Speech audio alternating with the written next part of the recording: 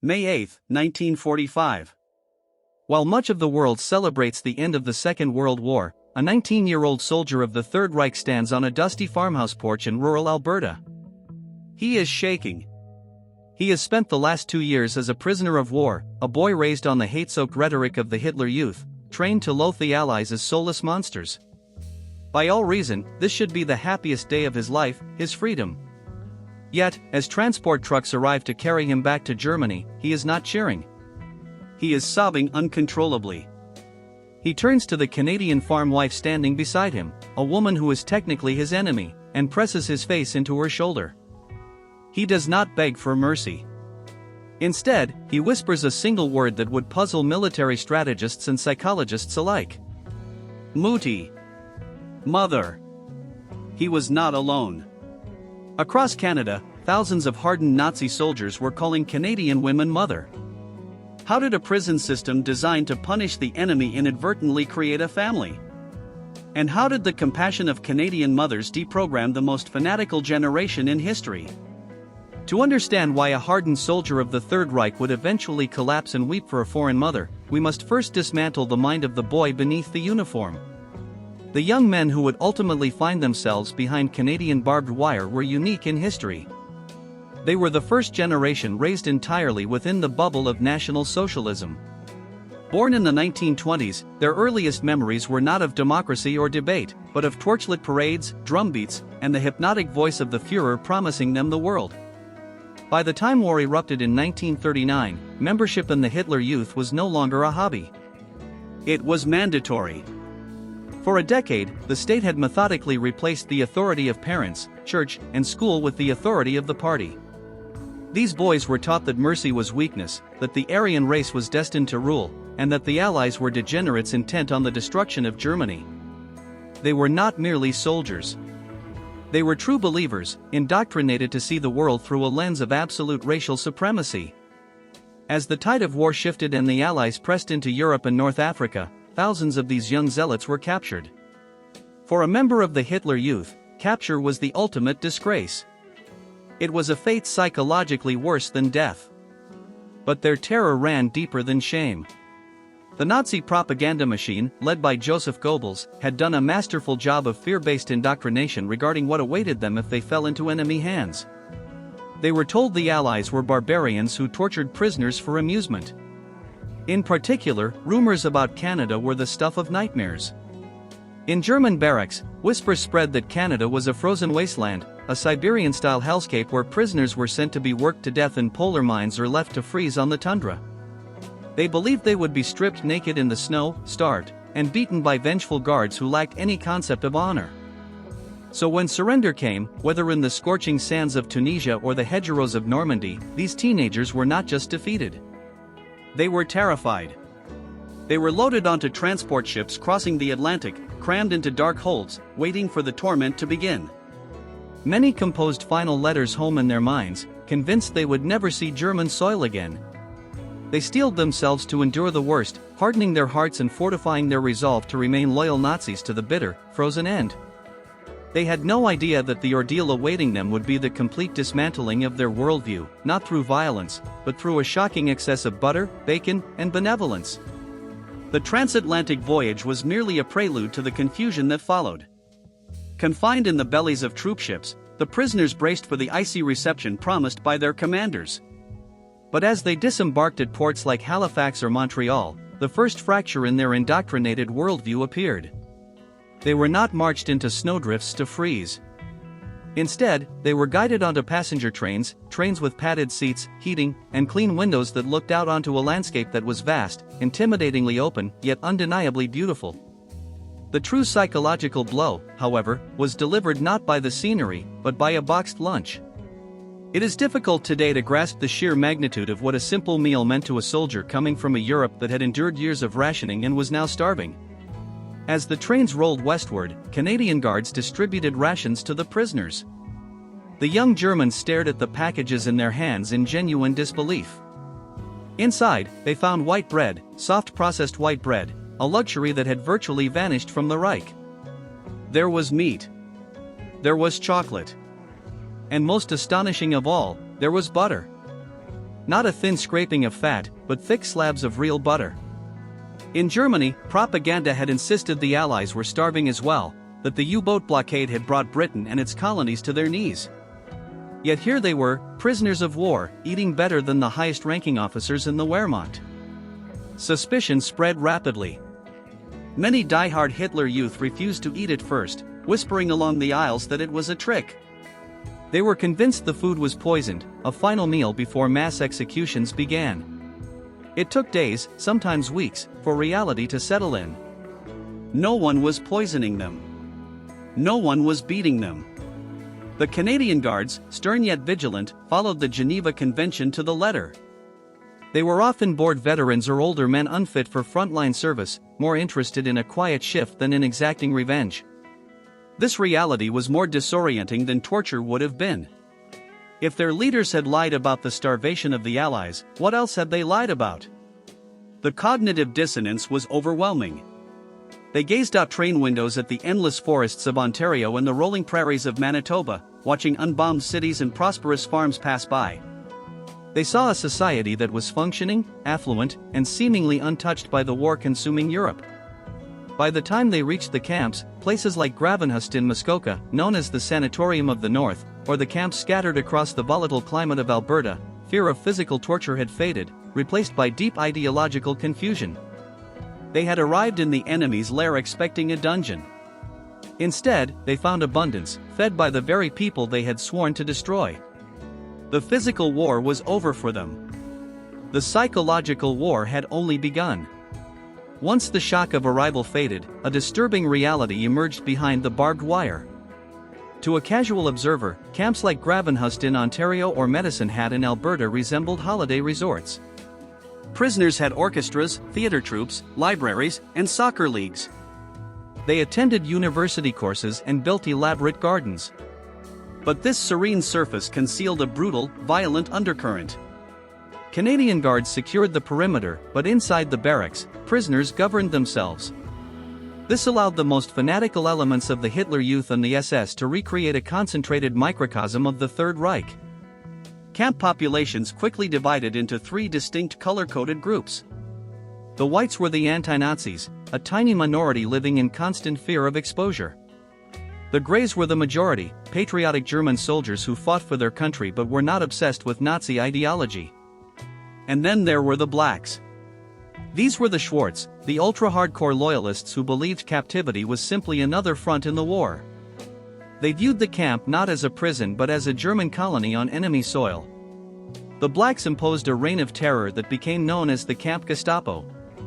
They controlled information flow, censoring letters from home to ensure no defeatist sentiment entered the barracks. They organized roll calls to salute portraits of Hitler. But their primary role was to hunt traitors. In the warped logic of the camps, a traitor was anyone who doubted Germany's final victory, anyone who spoke too warmly with a Canadian Guard, or anyone who appeared to enjoy captivity too much. The danger was not abstract. It was lethal. Kangaroo courts known as Femagericht convened in the dead of night. Prisoners accused of disloyalty were dragged from their bunks, tried, and sentenced.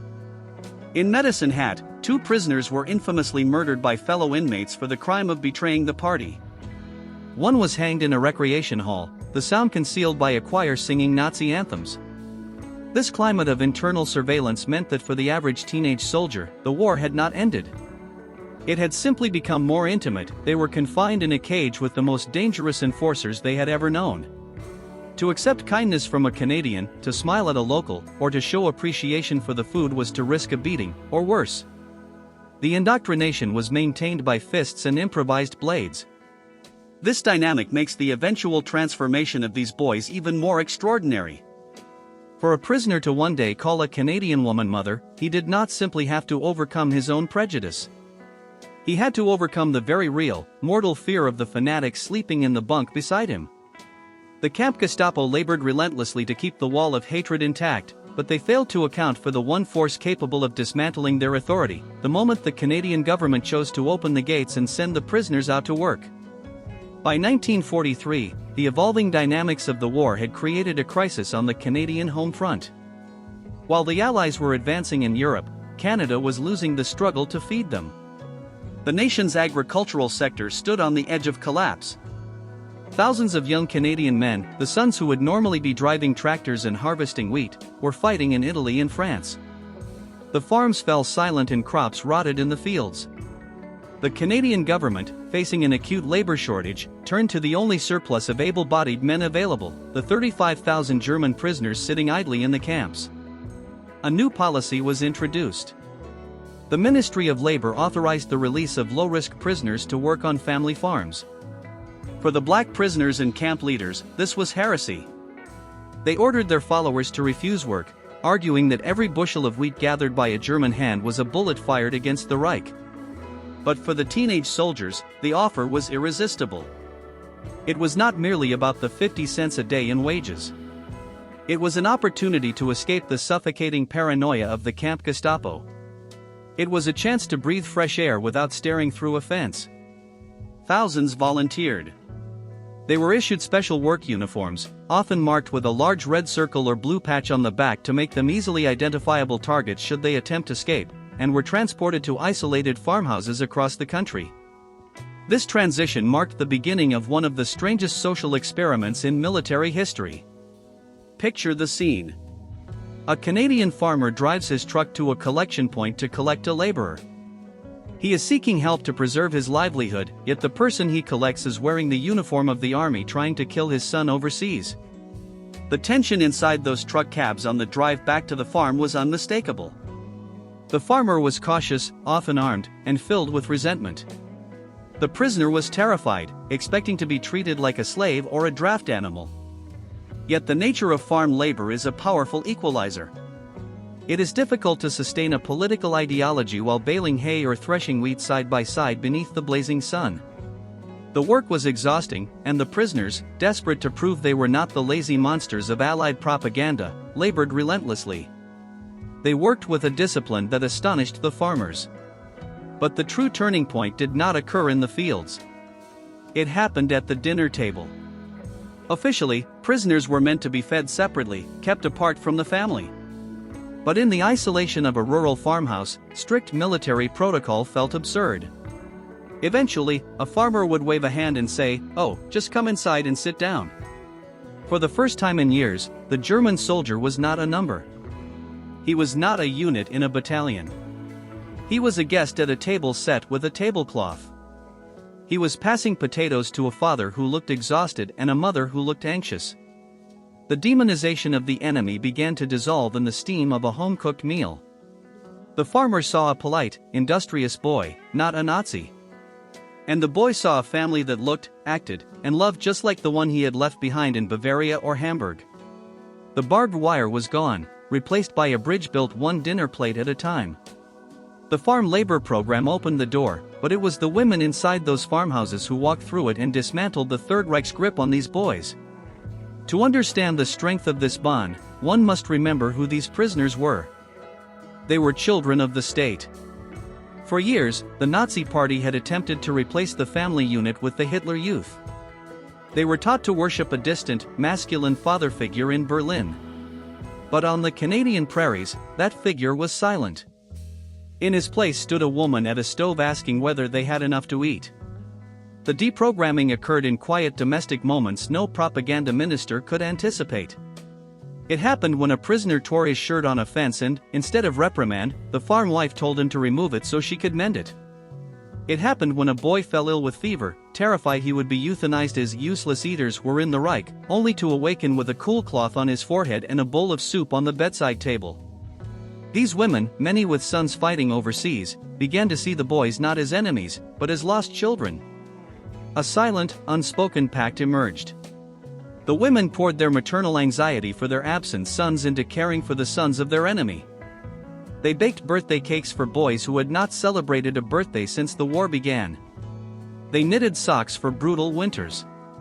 They corrected their English with patience rather than scorn. For the young German soldier, this kindness was agonizingly disorienting. He had been trained to hate these people. He had been trained to kill them.